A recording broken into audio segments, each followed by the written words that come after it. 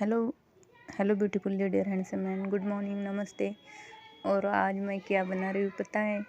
ये है बाजरे का आटा लिया है मैंने, उससे वो मेजर है उससे, और एक गुड़ लिया है। और अभी डाल रही हूँ ऐसे ही पानी, मतलब जितना वो ये हो जाता है, मतलब आदत हो जाती है कि कितने पानी में कितना आटा गूंदा जाएगा, इसलिए।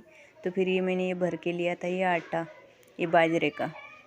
और अभी ये गुड़ मैं यहाँ पे इसमें मेल्ट कर रही हूँ गरम करके गुड़ में। और अभी ये आटा अच्छे से गूंथ लूँगी, ये गुड़ अच्छे से मेल्ट हो जाए, उसके बाद ये गुड़ के पानी से। और इसका आज मैं बना रही हूँ स्वीट, मतलब मीठी पूड़ी बाजरे की, बहुत ही हेल्दी और टेस्टी भी लगती है बहुत। हमारे घर पे बचपन से ही बनती है।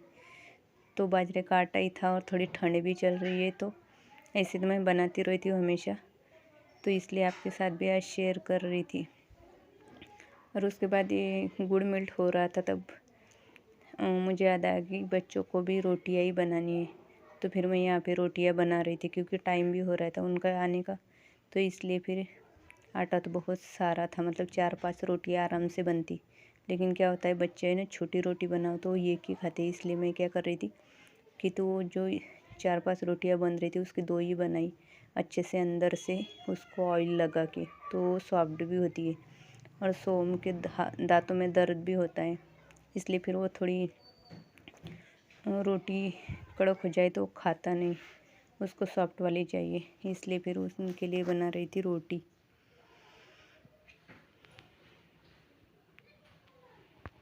और ये 2 रोटियां अच्छे से अंदर से तेल लगा के इसको फोल्ड करके ये 2 रोटियां बना ली।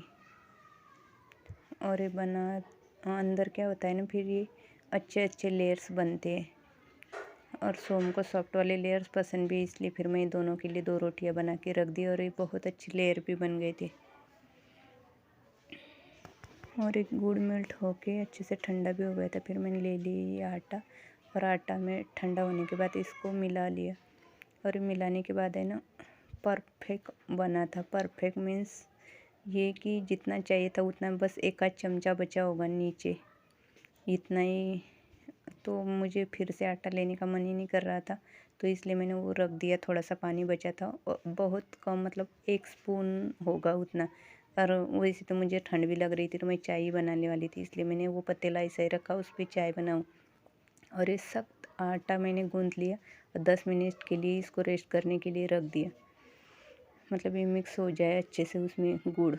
और ढक्कन रख के ऐसे थोड़ी देर रख दिया। और उसके बाद 10 मिनट हो जाए, उसके बाद अच्छे छोटे छोटे पेड़े बना लिए, और हाथ से बेलन लेने की ज़रूरत नहीं। और एक तरफ थोड़ा सा ऑयल ले लिया और गरम कर दिया, और हाथ से ऐसे छोटी छोटी पुड़ियाँ बना ली, थोड़ी मोटी सी, क्योंकि वो तो बाजरे का आटा है ना, वो रोटी का हो तो हो ही जाता है, लेकिन बाजरे का है तो उसको थोड़ा मोटी रखनी पड़ती है। तो छोटी छोटी पुड़ियाँ बना ली, और वो घी अच्छे से गर्म हो जाए, मीडियम लो फ्लेम पे मैंने इसको अच्छे से तल लिया। और ये खाने में बहुत ही टेस्टी लगती है। और हमारे यहाँ पे बचपन से ऐसे होता है ना कि कभी किसी को बाहर जाना हो, मतलब 2-3 दिन के लिए, तो ये बना के ले जाता है चटनी के साथ, मूंगफली की चटनी के साथ। तो ये करारी भी होती है और खाने में टेस्टी। इससे क्या होता है कि एक भी खा लो ना तो 1 आध गिलास पानी पी लेते हैं इसके ऊपर। तो इसलिए फिर मैं बच्चों को भी देती हूँ ये, और हमें भी कभी बाहर जाना हो तो मैं ये लेके ही जाती हूँ। और अभी तो मुझे खानी ही थी, इसलिए बना ली। तो फिर ये छोटी छोटी पुड़िया बना ली, और ये तल रही थी धीमे आंच पे। नहीं तो क्या थी, एक बार मैंने ऐसी लो आंच पे भुनी थी, तो वो है ना उसमें मेल्ट हो गई थी। तो धीमी आंच पे अच्छे से भून रही थी, लेकिन ये तभी भी टूट गई थी। तो मैंने धीमी आंच पे, कभी लो आंच पे ऐसे करके ये भून रही थी।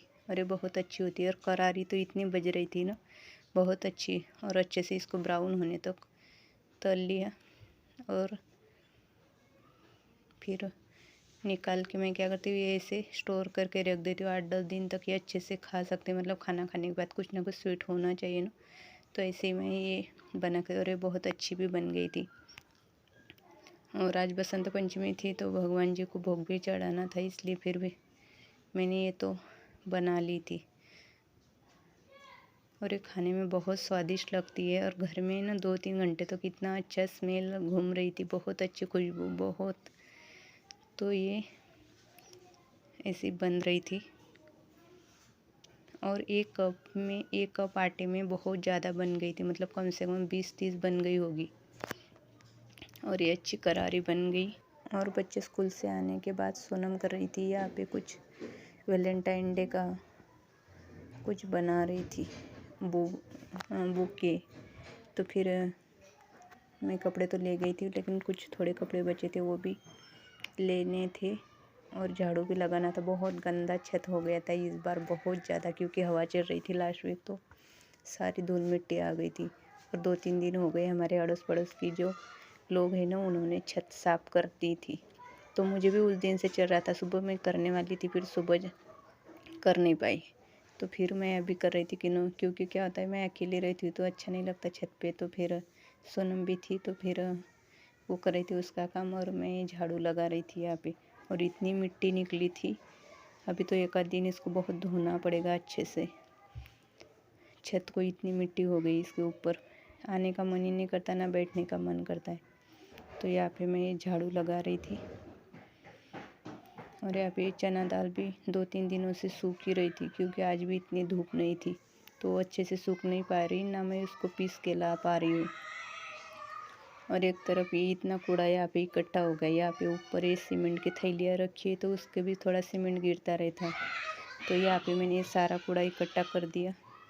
और पन्नी भी लेके आई थी, और जो होता है ना कूड़ा भरने का, वो भी लेके आई थी। तो फिर मैंने अच्छे से इसको भर के पन्नी में डाल दिया और मेरा काम हो गया, झाड़ू लग गया। थोड़ा अच्छा लग रहा था, नहीं तो पैरों में मिट्टी मिट्टी हो रही थी।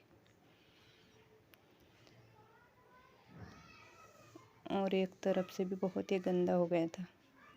और आपको मेरी तरफ से हैप्पी वैलेंटाइन डे।